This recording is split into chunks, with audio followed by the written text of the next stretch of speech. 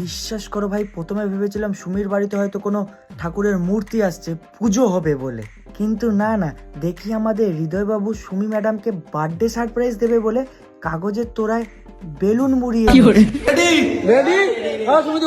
আর সেই কাগজে মোড়া বেলুনের তোড়া দেখে আমাদের সুমি ম্যাডামের মাথায় বাজ পড়েছে। মানে সুমির রিয়াকশনটা দেখো, কত না বড় গিফট দিয়ে দিয়েছে। আমি মনে করি এর থেকে ডিজে অনুনের ফোন পে বড়টা অনেক ভালো। যাই হোক, হৃদয়ের গিফটটার জন্য আমরা ওকে গিফটসি উপাধি দিলাম।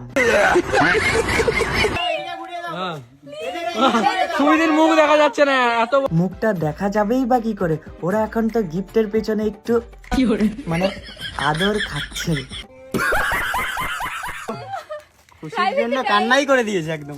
আসলে মেলাতে বেলুনগুলো বিক্রি হচ্ছে না, তাই সুমিকে সারপ্রাইজ দিয়ে বেলুনগুলো খতম করে দিল, তাই খেদে দিয়েছে।